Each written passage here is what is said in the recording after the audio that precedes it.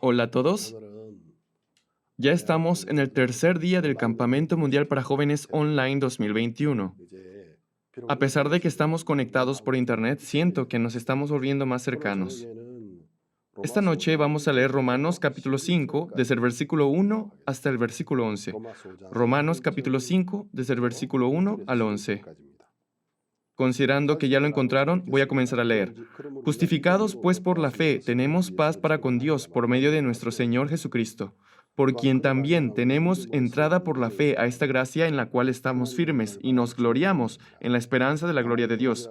Y no solo esto, sino que también nos gloriamos en las tribulaciones, sabiendo que la tribulación produce paciencia, y la paciencia prueba, y la prueba esperanza. Y la esperanza no avergüenza, porque el amor de Dios ha sido derramado en nuestros corazones por el Espíritu Santo que nos fue dado.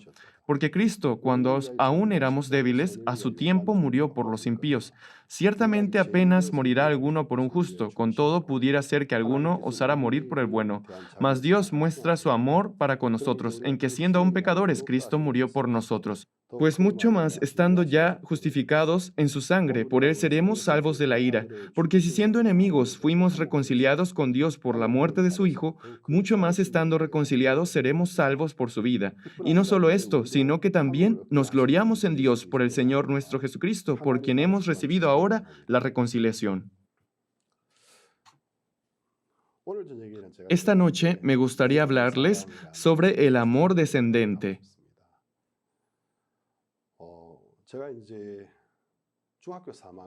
Cuando yo estaba en tercer año de secundaria, conocí la iglesia, escuché el Evangelio, supe que Jesús murió por todos mis pecados, lo escuché y descubrí esa verdad y lo acepté en mi corazón y obtuve la salvación.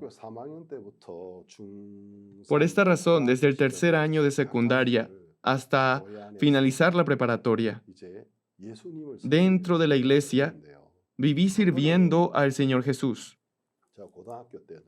En una ocasión, cuando era estudiante de preparatoria, al finalizar las clases tomé el autobús. En aquel entonces, esta salvación era tan grande en mí que anunciaba el Evangelio en mi escuela, diario leía la Biblia en la escuela, también teníamos estudio bíblico. El hecho de que Jesús muriera por todos nuestros pecados era un motivo de agradecimiento. Antes de que esta palabra llegara a mí, seguro hubo muchos sacrificios y dificultades. Personas que sacrificaron, entregaron sus vidas para el esparcimiento del Evangelio. Pastores, siervos de Dios, y en especial el pastor Oxopar. Hacia él en especial yo sentía respeto y admiración. Así el Evangelio estaba vivo en mi corazón. Yo cada vez que terminaba mis estudios, iba todos los días a la iglesia y me ponía a leer la Biblia en la iglesia. Aquel día también tomé el autobús en dirección a la iglesia. Cuando ingresé al autobús, todos los asientos estaban ocupados. Y al dar un vistazo a mi alrededor, descubrí que un cura se encontraba sentado. Aunque solo fue por un instante, en mí surgió el deseo de acercarme a hablar con él sobre la Biblia. E intencionalmente me paré frente a él para hablar con él. Y estuve buscando una oportunidad. Lo miraba, tratando de no llamar mucho su atención. Entonces el cura tenía un rosario en su mano y estaba rezando, repitiendo varias veces ese rezo. Y me armé de valor y le pregunté, Señor, esto es un rosario, ¿verdad? ¿Acaso usted es cura? Él me dijo que sí. Esto fue hace mucho tiempo, por lo tanto no recuerdo exactamente cuál era su edad. Era un cura joven, sin embargo, aún en aquel entonces era más grande que yo. Y le dije, Señor cura, de niño tuve la oportunidad de asistir por un corto tiempo a la Iglesia Católica.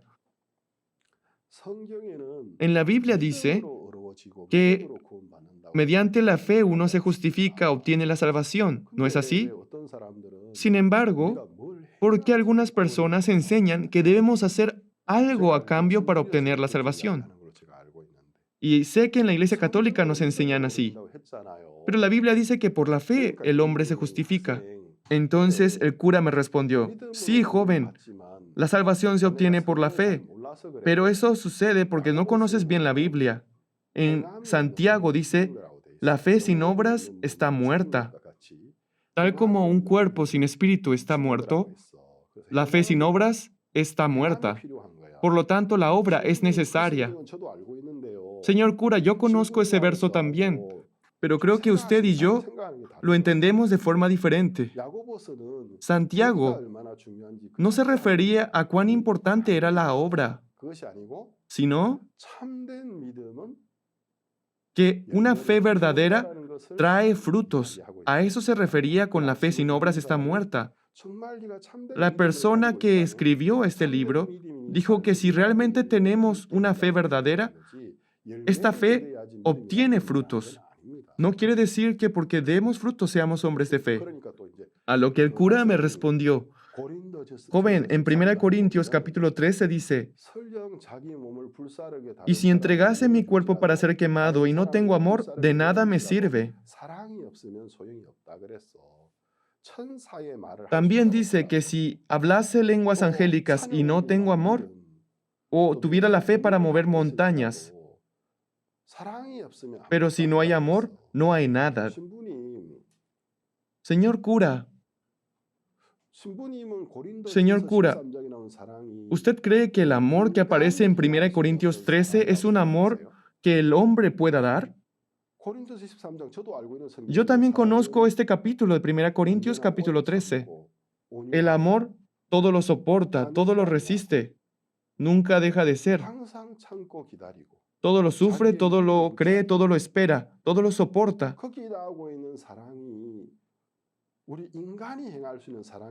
No busca lo suyo. ¿Usted cree que ese amor es amor humano?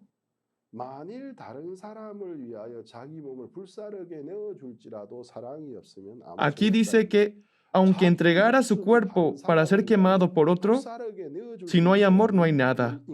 ¿Usted cree que entre los seres humanos no existe alguien que sea capaz de ser quemado por su compañero? Quiero comentarles que en aquellos tiempos en Corea hubo huelgas y protestas realizadas por jóvenes universitarios en contra de algunos asuntos políticos que no eran justos. Entonces se levantaban a protestar y en pocas ocasiones uno de los protestantes, como una forma de expresar su oposición hacia un sistema y demostrar su convicción sobre su ideología, prendía fuego a su propio cuerpo utilizando el queroseno, un tipo de combustible, quitándose así la vida, y ese tipo de noticias salía en los periódicos también. Entonces usted, señor cura, ¿cree que aquel que quema su propio cuerpo por otros no tendrá amor? ¿Usted cree que esa persona que se quemó su cuerpo no lo hizo por otros? Sin embargo, la Biblia dice que sin amor no hay nada. Este amor que nos describe en este capítulo no se refiere a un amor humano. Un verdadero amor dice que nunca busca lo suyo. Sin embargo, nosotros, cuando amamos a alguien, decimos amar a alguien, lo hacemos porque encontramos un beneficio en aquella persona. Por lo tanto, no existe ningún ser humano que pudiera tener el amor que aparece en 1 Corintios capítulo 13. Dice en la Biblia también que siempre existirá la fe, la esperanza y el amor. Y entre todas estas, la mayor es el amor. ¿Acaso del amor no surge la esperanza? Por lo tanto, cuando un hombre ve el amor puro, ¿será que ese amor me incluye a mí también? Aunque al principio duda, pero al recibir una y otra vez aquel amor, puede ver, yo también estoy incluido en aquel amor. Y surge en su corazón la esperanza, ¿verdad? Y esa esperanza se convierte en certeza. Es cierto, Él también me ama a mí. Yo también soy el núcleo de amor. Cuando obtiene esa convicción en su corazón, se convierte en esperanza y de esa esperanza surge la fe. Por lo tanto, la fe, la esperanza y el amor siempre andan juntas, pero sobre todas, el amor es el mayor, dice, porque del amor surge la esperanza, y de la esperanza, la convicción y la fe. La Biblia dice que el amor es Dios. En Primera de Juan, capítulo 4, versículo 16, como pueden ver en pantalla, y nosotros hemos conocido y creído el amor que Dios tiene para con nosotros. Dios es amor. Y el que permanece en amor, permanece en Dios, y Dios en él. Dios es amor. El amor de Primera de Corintios también es Dios. Voy a buscarlo en Primera de Juan. Desde el versículo 7 hasta el versículo 10.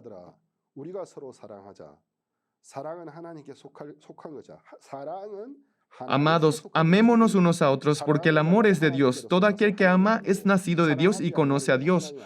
El que no ama no ha conocido a Dios, porque Dios es amor. En esto se mostró el amor de Dios para con nosotros, en que Dios envió su Hijo unigénito al mundo para que vivamos por Él. En esto consiste el amor, no en que nosotros hayamos amado a Dios, sino en el que Él nos amó a nosotros y envió a su Hijo en propiciación por nuestros pecados. Aquí dice que Dios es amor y dice que no consiste en que nosotros hayamos amado a Dios, sino que Dios nos amó en gran manera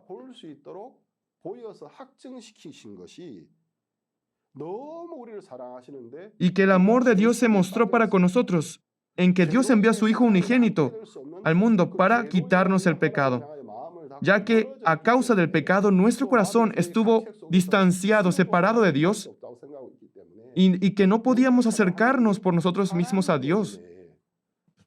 Y ya que nosotros éramos seres humanos incapaces de resolver el pecado, envió a su Hijo unigénito al mundo para salvarnos. Entonces Dios me amó tanto que envió a su Hijo unigénito y me quitó todos mis pecados. Esa fe en esa realidad, para lograr esa fe, envió a su Hijo unigénito al mundo y el amor de Dios se manifestó a través de él. Vamos a ver la siguiente imagen. La redención que obtuvimos a través de la cruz de Jesús fue cargar nuestro pecado y morir drásticamente, y de esa forma mostrarnos cuán grande fue su amor. De esa forma se mostró el amor de Dios para con nosotros. Se confirmó el amor de Dios para con nosotros. El cura me respondió: joven, yo ya no quiero seguir hablando contigo. Detente. Señor cura, pero usted enseña estas palabras a muchas personas, por lo tanto tiene que enseñar la verdad. Basta, joven, ya no quiero escucharte. Luego de responderme de esta manera, cuando el autobús se detuvo en un paradero, se bajó en aquel lugar por más que no era su destino. Esa experiencia quedó grabada por mucho tiempo en mi corazón. Dios es amor, dice la Biblia. En Isaías capítulo 43, versículo 25 dice, lo pueden ver en este momento en pantalla, dice, aquellos jóvenes que tienen Biblia, por favor, acompáñenme y búsquenlo conmigo. Isaías capítulo 43, versículo 25, Dios dice las siguientes palabras. Yo soy el que borró tus rebeliones por amor de mí mismo, y no me acordaré de tus pecados. Cuando pensamos de forma literal este versículo, no logramos entenderlo. Yo, ¿a quién se refiere la primera persona? Dios, ¿verdad? Yo soy el que borró tus rebeliones por amor de mí mismo. Por amor de mí mismo, borré las rebeliones de fulano, borré las rebeliones de Pablo Shin.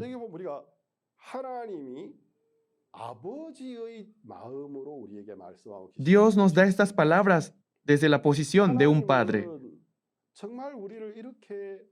Dios de tal manera nos amó.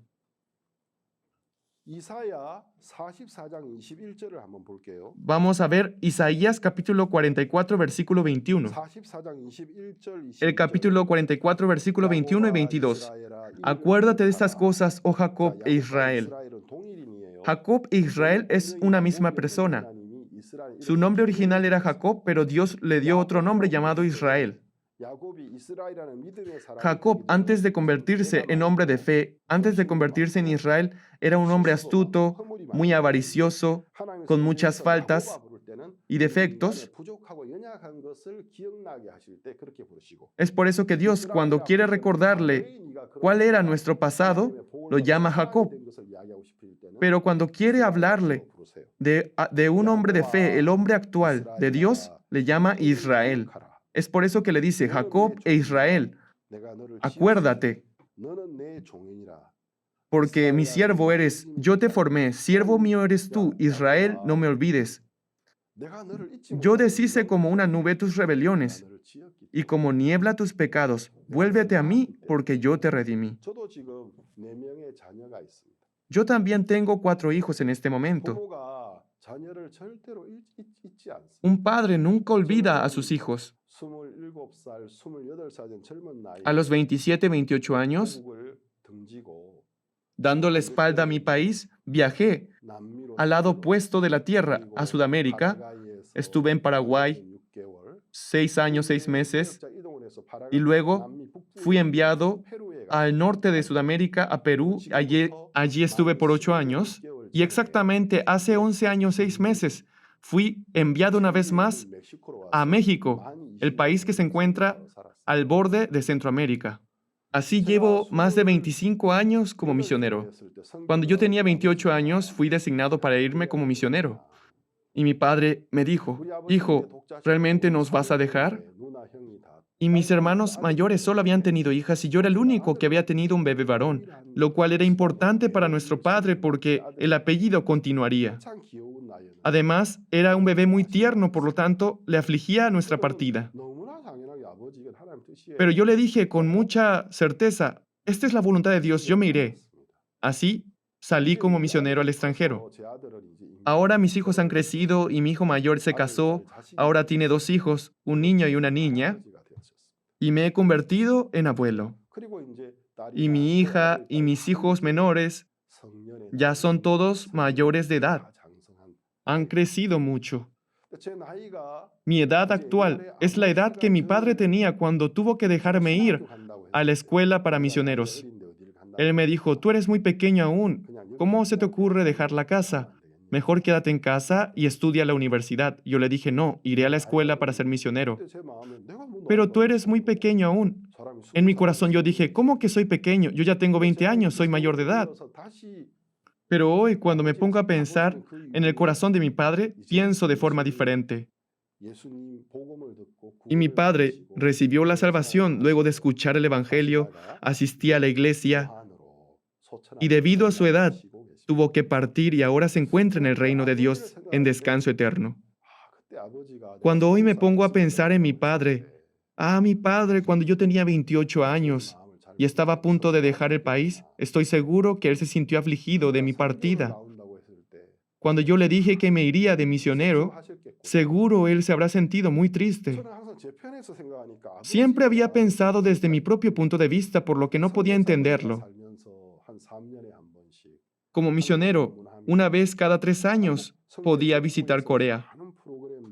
Sin embargo, a causa de las diferentes actividades que teníamos para nosotros en Corea, éramos expositores de seminarios bíblicos, también recibíamos entrenamiento para poder tener más fuerza y continuar en esta vida como misioneros, por lo que el tiempo que teníamos para pasar con nuestra familia era muy breve. Así, una vez cada 3 años, veía a mi padre, y en los años recientes ya hay más libertad para visitar Corea con más frecuencia, aunque en el año 2020, por causa de la pandemia, no se ha podido realizar ningún viaje. Pero la última vez que vi a mi padre, de cariño él solía llamarme Jun. Oye, Jun, yo me siento orgulloso de ti. Cuando me reúno con mis amigos, yo les digo, mi amigo es diferente a sus hijos. Sus hijos solo trabajan para su propio beneficio, para comer bien. Pero mi hijo vive en el extranjero, anunciando el Evangelio, sirviendo para la verdad y anunciar el Evangelio a aquellos nativos que viven en Latinoamérica. Y me decía, si algún día, debido a mi edad, yo tuviera que partir, no creas que me sentiré triste de que tú no hayas podido asistir a mi funeral. Sé que no es fácil para ti venir a Corea con frecuencia, pero no te preocupes, no me sentiré triste de que no vengas a mi funeral. Me siento orgulloso de ti. Me dio unas profundas palabras de su corazón. Luego me enteré que por un estado crítico de salud tuvo que partir. Cuando yo logré llegar a Corea, ya todo había finalizado, el funeral también había finalizado. Cuando llegué a mi casa, sentí que mi padre saldría a recibirme diciendo Jun, pero solo me encontré con su foto. Siempre me he sentido muy agradecido con mi padre. No sé si mi padre sintió ese agradecimiento de mi parte, que él antes de partir me dijo, si un día yo tuviera que partir y tú no pudieras venir a mi funeral, no pienses que me sentiré triste, sino me siento orgulloso de ti. Hoy me he convertido en abuelo y puedo recordar mucho el amor que mi padre tenía. Y puedo entender que yo era muy inmaduro para entender en aquel entonces el amor de mi padre. Es por eso que el amor es amor descendente. El amor no puede ir hacia arriba. Puede que puedan amarse mutuamente, pero como la lluvia cae del cielo para mojar la tierra, ustedes deben saber que sus padres los aman mucho, que sus abuelos también los aman mucho.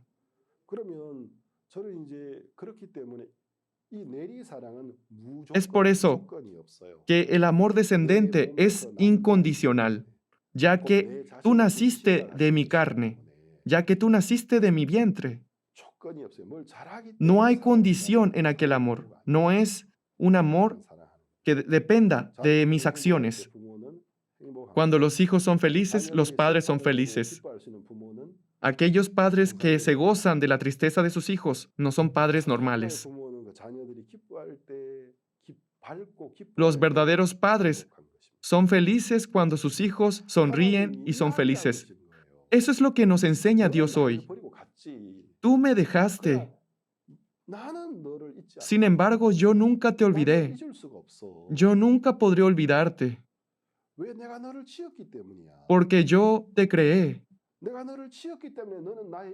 Yo te hice, por lo tanto tú no puedes ser olvidado. Acuérdate de estas cosas, oh Jacob e Israel, porque mi siervo eres, yo te formé, siervo mío eres tú, Israel, no me olvides. De tal manera nos amó Dios. Aunque en Corea también estuve como evangelista, luego de ser misionero, estuve 25, 26 años en el extranjero y tuve la oportunidad de capacitar a muchos estudiantes teológicos, muchos jóvenes que hoy en día se han convertido en valiosos ministros del Evangelio en diferentes partes de Latinoamérica. También hubo casos de algunas personas que por falta de fe dejaron este camino y se fueron.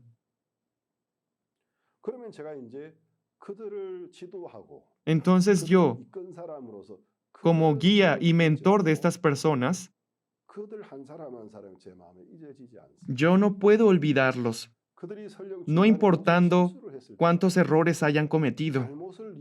Si ellos se arrepintieran de sus errores y volvieran, me gustaría aceptarlos una vez más. Quiero volver a dirigirlos y quiero dirigirlos a vivir una vez más para el Evangelio. ¿Saben de dónde proviene ese corazón? Este corazón, Dios dejó en el hombre para que pueda buscar a Dios y pueda entender un poco el corazón de Dios. Aunque Adán y Eva, por causa del pecado, su corazón fue corrompido, incluso en ese corazón, lo que aún se ha conservado limpio ha sido el amor de padres. Para que mediante ese amor de padres pueda recordar, incluso aunque nosotros somos viles, ustedes saben amar a sus hijos. Por más que ustedes fueran hombres malvados, si sus hijos le pidieran carne, se los darían. Si les pidieran dinero, se los darían. ¿Cuánto más Dios Padre que se encuentra en los cielos nos ama?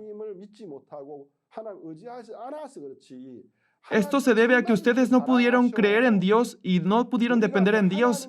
Sin embargo, Dios nos amó y nos sigue amando. Para que pudiéramos sentir y experimentar el amor de Dios, Dios nos dio el amor descendente. Hoy hemos leído Romanos capítulo 5, pero en el versículo 5 dice, porque el amor de Dios ha sido derramado en nuestros corazones por el Espíritu Santo que nos fue dado. ¿Cómo fue derramado en nuestros corazones? Cuando nosotros éramos vulnerables. Vamos a buscar Romanos 5. Romanos 5. Versículo 5. Y la esperanza no avergüenza porque el amor de Dios ha sido derramado en nuestros corazones por el Espíritu Santo que nos fue dado. Dios derramó su amor en nosotros. ¿A través de qué? El Espíritu Santo. Cuando éramos débiles, dice. Cuando dice que éramos débiles, no solo se refiere a la debilidad física o alguna enfermedad. Hace 2000 años Jesús murió por nosotros. Entonces se refiere a un tiempo en el que nosotros no podíamos hacer absolutamente nada. Cuando ni siquiera habíamos nacido, no existíamos. Conforme a su promesa, conforme a su profecía, Jesús murió por nuestros pecados. Cuando tú ni siquiera habías nacido, Él nació y cumplió la promesa de la salvación. Ciertamente apenas morirá alguno por un justo. Sí, hay en pocas ocasiones algunos casos. Con todo, versículo 8 dice, mas Dios muestra su amor para con nosotros, en que siendo aún pecadores, cuando aún no teníamos la oportunidad de confiar en Él, que insultábamos a Dios, Cristo murió por nosotros.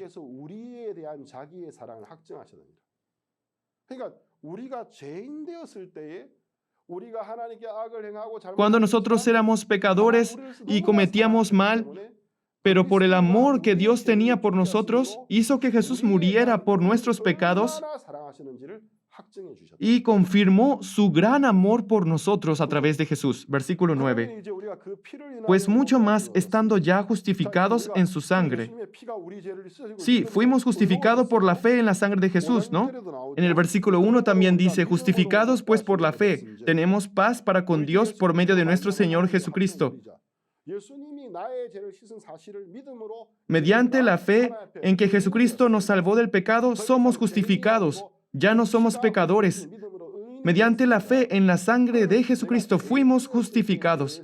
Entonces, cuando éramos pecadores, si Dios envió a su Hijo Jesucristo, versículo 10, porque si siendo enemigos fuimos reconciliados con Dios por la muerte de su Hijo, mucho más estando reconciliados, seremos salvos por su vida. Reconciliados. Mucho más estando reconciliados, seremos salvos por su vida. ¿A qué se refiere? No significa que aún no hemos sido salvos. Se refiere a que nosotros, cuando dejemos este cuerpo, entraremos con Él al reino eterno. Cuando éramos pecadores, enemigos, fuimos reconciliados con Dios por la muerte de su Hijo. Si por la fe en Jesucristo fuimos justificados, fuimos salvados, ¿cuánto nos amó Dios? Incluso, aunque en este cuerpo pudiéramos experimentar la enfermedad y la muerte, si su amor nos amó aún siendo nosotros pecadores, entonces su amor incluso continuará en el reino eterno. Versículo 11. Y no solo esto, sino que también nos gloriamos en Dios por el Señor nuestro Jesucristo. Tenemos esta esperanza en nuestro corazón. Y desde el versículo 12 de Romanos 5 nos habla sobre el amor. Y esto nos habla del amor descendente. Vamos a ver la imagen del amor descendente. No sé quién es el autor de este dibujo, pero lo dibujó muy bien. Podemos ver que este bebé recibe mucho amor de sus padres y se ve contento, pero no es capaz de entender el gran amor que sus padres tienen hacia él. Solo le gusta porque recibe el amor.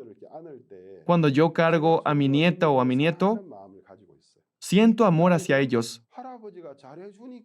Y ellos solo se alegran porque yo los trato bien. No saben el significado del amor. Solo se sienten contentos mientras uno le trata bien. Y pronto mi nieto va a cumplir 2 años, pero mi nieto cree que yo soy su sirviente. Es por eso que cuando lo vemos nos reímos, porque en su jerarquía, el primero es su papá porque le tiene miedo, luego en el segundo lugar está su mamá porque siempre lo protege, luego se encuentra su tía, sus tíos, su abuela, y al final de todos está su abuelo. En su corazón, yo soy el sirviente. Por lo tanto, cuando me necesita, viene a mí, pero cuando no, prefiere irse con sus padres. Dios nos dice, no es que ustedes me hayan amado, yo los amé. En el caso de que ustedes le preguntaran, Dios, ¿por qué me amas? Pregúntense, ¿por qué Dios los ama? Y le preguntan la respuesta a Dios, Dios le va a decir, porque te amo simplemente. No, Dios, yo quiero una respuesta más concreta. Yo era pecador, era vil. ¿Por qué aún así me amaste? ¿Cuál fue la razón? Porque nos amó simplemente. Ese amor puro, santo, es el amor descendente de Dios. Somos deudores de ese amor. Y desde el versículo 12 nos habla de otro tema. Vamos a leer Romanos 5, versículo 12. Disculpen, pero no me critiquen por buscar mucho la Biblia. Es necesario comprobarlo con la Biblia. Por tanto, como el pecado entró en el mundo por un hombre y por el pecado la muerte, así la muerte pasó a todos los hombres por cuanto todos pecaron. Pues antes de la ley había pecado en el mundo, pero donde no hay ley no se inculpa de pecado. No obstante, reinó la muerte desde Adán hasta Moisés, aun en los que no pecaron a la manera de la transgresión de Adán, el cual es figura del que había de venir. Pero el don no fue como la transgresión, porque si por la transgresión de aquel uno murieron los muchos, abundaron mucho más para los muchos la gracia y el don de Dios por la gracia de un hombre, Jesucristo.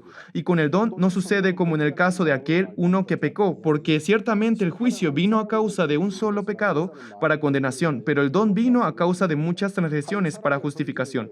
Pues si por la transgresión de un solo reinó la muerte, mucho más reinará en vida por uno solo, Jesucristo, los que reciben la abundancia de la gracia y del don de la justicia. Así que, como por la transgresión de uno vino la condenación a todos los hombres, de la misma manera por la justicia de uno vino a todos los hombres la justificación de vida. Porque así como por la desobediencia de un hombre los muchos fueron constituidos pecadores, así también por la obediencia de uno los muchos serán constituidos justos. Pero la ley se introdujo para que el pecado abundase, mas cuando el pecado abundó, sobreabundó la gracia, para que así como el pecado reinó para muerte, así también la gracia reine por la justicia para vida eterna mediante Jesucristo Señor nuestro. Creo que leí bastantes versículos, pero la expresión que vemos con más frecuencia es por un hombre. Por un hombre el pecado. Por un hombre la muerte. Ese hombre se refiere a Adán. Por un hombre el pecado entró en el mundo. Y todo aquel que nace como descendiente de aquel hombre, nace con el pecado. Y en este mundo lleno de pecado, cometió el pecado y cae en la muerte y perece. Si por un hombre entró el pecado al mundo, como pueden ver en la imagen, ¿verdad? la influencia de un hombre. Cuando colocan los cerillos en forma de dominó, cuando encienden el primer cerillo, se produce el efecto dominó, todas empiezan a prender. Creo que es una foto muy bien representada. Por un hombre el pecado entró al mundo y la muerte entró en todo el mundo. Entonces, la justicia llegó a este mundo para librarnos del pecado, para redimirnos de todos los pecados, y nos dio la promesa de la vida eterna. También fue por un solo hombre. Un solo hombre.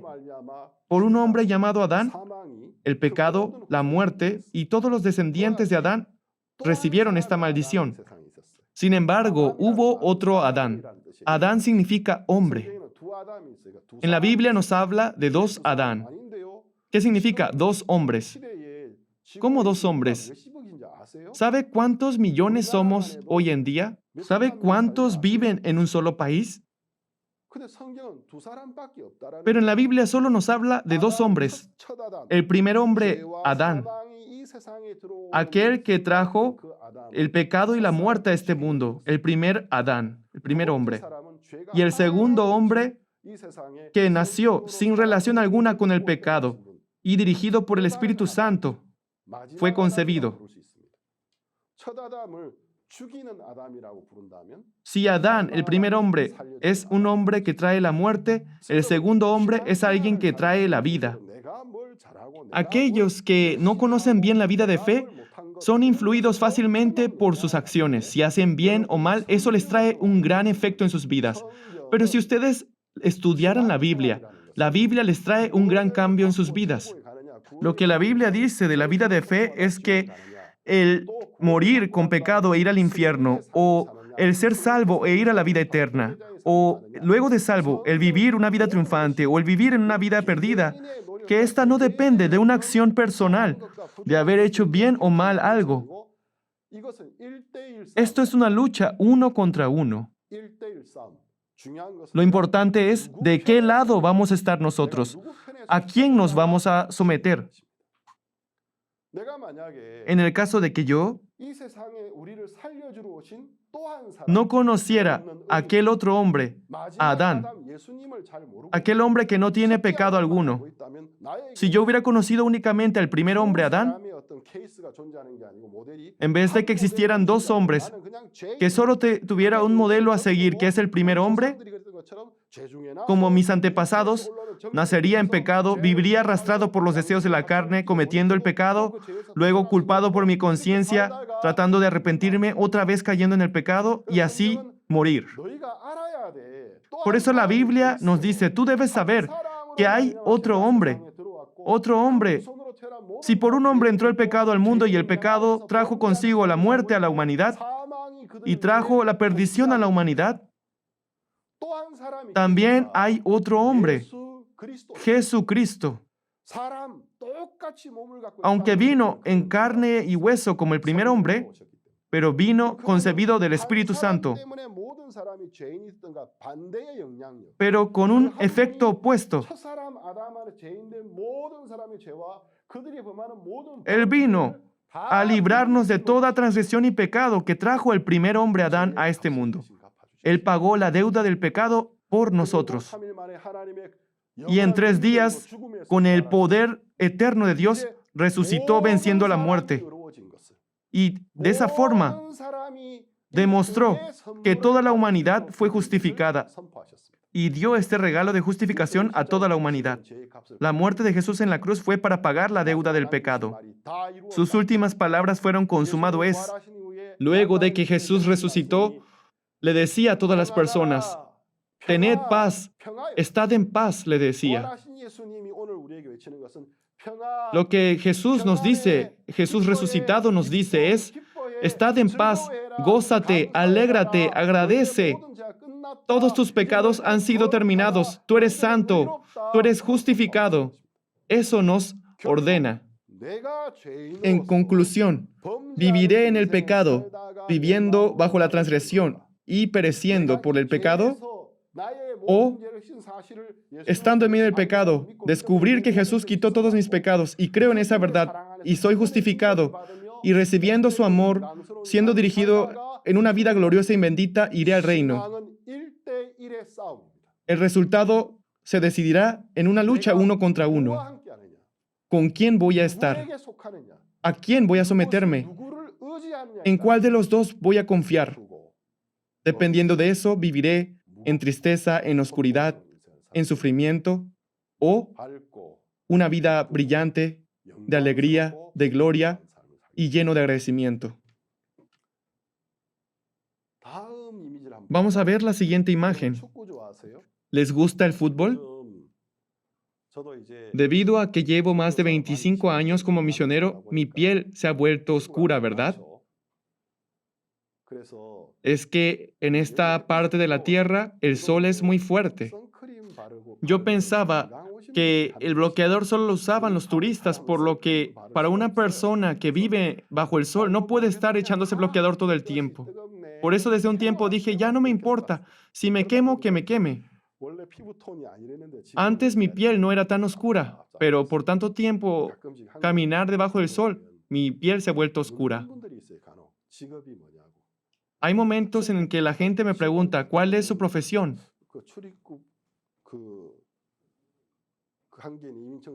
Por ejemplo, algunos trabajadores de la migración me preguntan, ¿a qué se dedica? Porque me ven con una tez muy oscura. Por si acaso, él no es alguien que se dedica a la obra o la construcción, por eso se asolea demasiado. Yo con una sonrisa les digo, es que ando mucho por el Caribe, voy mucho a la playa del Caribe y por eso estoy muy bronceado. Y él sonriendo me dice, ah, con razón. Y es que le digo, es que practico mucho el golf. Así de broma les respondo. Y así mi piel se volvió muy oscura. En el año 2002 hubo la Copa Mundial Corea-Japón. Y el gobierno de Corea empezó a convocar traductores. Y justo la misión Buenas Nuevas tiene sede en más de 100 países y todos hablan el idioma a la perfección.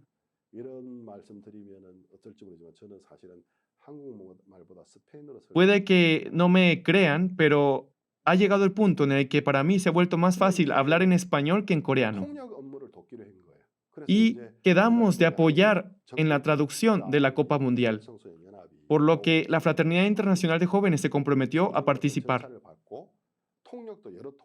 Y entre los traductores hay diferentes tipos de traducciones, los que traducen a la administración, como por ejemplo aquellos que reparten los boletos, los que dirigen a los ciudadanos que vienen a ver el partido.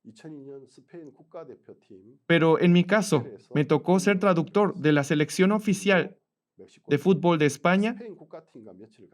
Así pude convivir con ellos por unos días. En aquel entonces,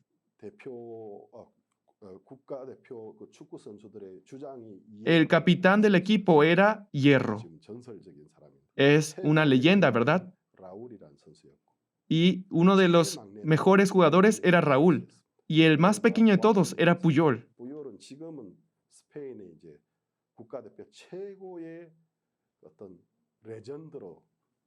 Aunque Puyol hoy es una leyenda del fútbol y ahora ya se ha retirado, la verdad es que los conocí a cada uno en persona.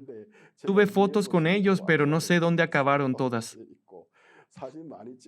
Aunque me tomé muchas fotos con ellos, pero los estudiantes universitarios que me apoyaban en la traducción me pedían, misionero, por favor, regálenos esas fotos. Y ya que yo no conocía el valor de aquellas fotos, se los terminé dando todas. Si yo lo hubiera donado a IYF, se hubiera quedado como un recuerdo muy valioso. Pero cometí un error aún más grave. El hotel que se encontraba en la ciudad de Jeon, donde estaban hospedados el equipo de España, en la hora de la comida, del almuerzo, toda la selección estaba comiendo y el encargado del hotel, el gerente, me pidió que en la bandera de la copa trajera la firma de todos los jugadores. Originalmente, según las normas, no era posible hacer eso, pero todos firmaron con su nombre, aunque unos cuantos no, pero la mayoría firmó con sus nombres también. En un balón de fútbol también lo hicieron y se lo entregué al hotel. Cuando le comenté sobre este suceso a mi esposa me dijo, ¿estás loco? ¿Qué? Si hubieras dado esos materiales a IYF, se hubieran quedado como materiales muy valiosos de nuestra organización. Es que aparentemente soy inteligente, pero en los momentos más importantes se descubre mi torpeza. Algunos me decían, pastor, eso es dinero. Si usted lo hubiera guardado, hoy tendría un valor muy grande. Y ahí me doy cuenta, yo soy muy torpe. Ustedes se ríen de mí, ¿verdad? Incluso me regalaron el balón oficial de la Copa Mundial por mis servicios como traductor. Pero ¿saben qué hice con ello? Los jóvenes de la iglesia de Perú jugaron con ese balón en la calle, lo rasparon todo y terminó incrustado en una de las rejas de la casa del vecino. Ahora me pongo a pensar y me parece que fui muy tonto. Creo que le habría gustado mucho al pastor que le obsequiara la bandera de la Copa Mundial con las firmas de la selección de fútbol de España. Recuerdo que en aquel entonces Corea alcanzó a llegar a los octavos de final y estuvo enfrentando a España. Llegaron hasta las finales empatados. Yo con el gafete como traductor tenía la oportunidad de entrar a cualquier partido con plena libertad y sentarme en cualquier lado. Pude ver 3 partidos en vivo. Usaba un traje de vestir que me habían dado por parte de la Federación de Fútbol para trabajar como traductor. Aunque estaba manteniéndome serio debido a mi trabajo, pero al ver el ambiente de los coreanos que gritaban, Corea del Sur, viva Corea del Sur, yo también terminaba gritando con ellos. Realmente era muy emocionante. Recuerdo que en esa definición por penales, por parte de Corea, Han Song-woo, Park Ji-sung, Kang Seol, An Jong-hwan y Hong Myung-bo fueron las personas que patearon el penal. Y por parte de España, Fernando Hierro, Rubén Baraja, Xavi Hernández, Joaquín, fueron las 4 personas que patearon el penal. Recuerdo que Corea fue el primero en patear el penal. Hwang Sun-ok metió un gol. Luego le tocó a España y Hierro metió un gol. Luego le tocó a Ji-sung Park. La Copa Mundial 2002 fue donde se dio a conocer Ji-sung Park. Ji-sung Park metió un gol. Luego le tocó a Rubén Baraja y también metió un gol y empataron 2-2. Luego pateó Salguión y metió un gol.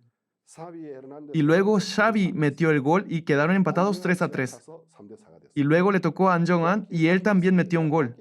Y luego vino el turno de Joaquín para llegar al empate 4-4. Pero yo sabía que Joaquín no lograría meter el gol. ¿Saben por qué? Porque justo antes del partido, según el manual, dice que nosotros tenemos que apoyar a la selección al que estamos apoyando en la traducción. Y nosotros dijimos, ánimo España, ánimo selección española.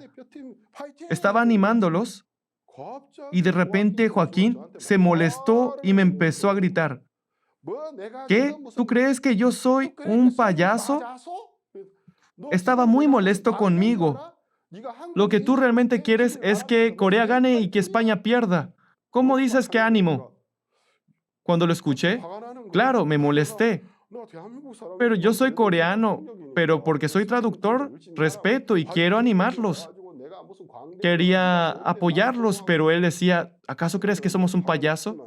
Claro, yo me molesté con él en aquel momento, pero no podía expresarlo, así que me disculpé. Y de repente llegó Hierro y se lo llevó diciéndole, cálmate, amigo, cálmate. Al día siguiente, Dios me vengó. Y al final, justo cuando estaban 4-3, Joaquín tenía que empatar. Corea estaba con 4 puntos y España con 3 puntos. Joaquín debió patear con fuerza, pero quiso patear con técnica y pateó muy suave. Y nuestro portero atajó el balón. Y llegaron a 4-3. Pero el siguiente futbolista que tenía que patear era el señor Hong Myung-bo. Es una leyenda de Corea, ¿verdad? Si Hong Myung-bo no era capaz de meter el gol, España tenía una oportunidad más para patear y empatar con Corea en estas penales finales. Pero finalmente Hong Myung-bo logró meter el último gol, logrando así la victoria de 5-3 ante España. Y podemos ver la imagen donde el futbolista Hong Myung-bo corre muy feliz. De esta forma, la victoria de un solo hombre se volvió la victoria de toda una nación. Todo Corea gritó con mucha alegría por esa victoria. Y los españoles los vemos muy tristes, ¿verdad? Sí, ellos corrieron con mucho esfuerzo, pero perdieron, ¿verdad? La victoria de una persona se convierte en la victoria de muchos, ¿verdad? La vida de fe y la salvación depende de una lucha uno contra uno. Esta lucha uno contra uno no es mi lucha contra el diablo. Es la lucha entre Adán y Jesucristo, entre Satanás y Jesucristo. Sin embargo, Jesucristo venció. En la cruz dijo, consumado es, lo cual podemos interpretarlo de otra forma. Victoria, gritó. Yo obtuve la victoria, gané, terminó todo. Consumado es. Y si al tercer día Él no hubiera resucitado, hubiéramos dudado de la justificación perfecta. Pero Él con poder resucitó al tercer día y dio testimonio de la verdadera justicia con su resurrección. Por lo tanto, en Romanos 4, en el último versículo 25, dice, el cual fue entregado por nuestras transgresiones, murió en la cruz por nuestras transgresiones y resucitado para nuestra justificación, dice. Si creemos en la resurrección de Jesús, somos justificados. Si cree en la resurrección, ustedes no pueden seguir siendo pecadores porque Dios obtuvo la victoria. Dentro de Jesucristo, nosotros también vencimos a Satanás. En Jesucristo, nosotros también vencimos la potestad de la muerte que predominaba en este mundo. Esa es nuestra realidad. Por lo tanto, el resultado depende de a quién nosotros nos sometemos. ¿Es la muerte o es la vida eterna con Dios? Eso se decide dependiendo a quién escogemos. ¿A quién van a escoger? ¿A quién van a escoger? ¿A Satanás? ¿A Satanás quien ha fracasado? ¿O a Jesús que obtuvo la victoria? La vida de fe no es compleja. Cuando nosotros tratamos de llevarlo, como si echáramos agua en la arena. La vida de fe es una lucha uno contra uno, una lucha entre uno contra uno. La victoria de un jugador se volvió la victoria de un país entero. Aquel día, todo Corea celebró aquella victoria, ¿verdad? Yo vi cómo desde el pasillo de aquel estadio vi al presidente de la Federación de Fútbol de España, a quien por cierto regalé el libro del secreto del perdón del pecado del pastor Oxopar, y también al entrenador de la selección de fútbol de España. Él estaba muy molesto por la derrota que había experimentado la selección española, porque debido a ese partido, España cayó ante Corea y tuvo que volver a Corea. Y justo en aquel día yo conocí a Cha Bong-gun, una leyenda del fútbol coreano. Estaba muy feliz, con una sonrisa de oreja a oreja, pero no tuve el valor de acercarme a pedirle una foto. Jóvenes, la vida de fe depende de si van a confiar en Satanás o en Jesús. Confiar en ustedes mismos es confiar en Satanás, porque Satanás nos engaña. Pero si ustedes no confían en ustedes, si dejan de confiar en su propia sabiduría, en su propio conocimiento, si deciden creer en aquel Jesús que nos amó y que desea ayudarnos, quien nos da la victoria, mientras lo sigamos, Él nos va a ayudar. Mientras cumplamos con su voluntad confiando en Él, Él no puede más que ayudarnos en todo momento. Entonces todo será muy sencillo. se llenarán de gozo. Jóvenes, no se compliquen. ¿En quién quieren confiar? ¿A quién van a escoger? ¿De qué lado se van a parar? ¿Con quién quieren hacer un equipo? Sean equipo con Jesús. Únanse al equipo de Jesús. Entonces ustedes, junto a Jesús, obtendrán la victoria. Junto a Jesús, obtendrán la bendición y la gloria. Es muy fácil, ¿verdad? Por eso este estudio se titula Estudio Práctico para Jóvenes del Libro de Romanos. Es muy sencillo. Pónganse del lado de Jesús. Obtendrán mucha bendición. Vamos a orar. Padre Dios, te damos las gracias. Dios, tú nos has dado un amor descendente. No es que te hayamos amado. Tú nos amaste primero, por lo que enviaste a tu Hijo unigénito para salvarnos del pecado. Ese amor, para confirmar el amor que Él tiene para nosotros, envió a su Hijo unigénito. Padre Dios, te damos las gracias. Tú eres abundante en misericordia. Tienes abundancia de gracia. Y aceptando esa gracia por la fe, nos convertimos en hijos de Dios y obtuvimos la salvación. Fuimos justificados. Nos sentimos agradecidos. Y en este tiempo de pandemia, cuida de cada uno de los jóvenes que están en este campamento y que siempre estén del lado de Jesús, que junto a Jesús disfruten de la gloria de Dios. Oramos en el nombre del Señor Jesucristo. Amén.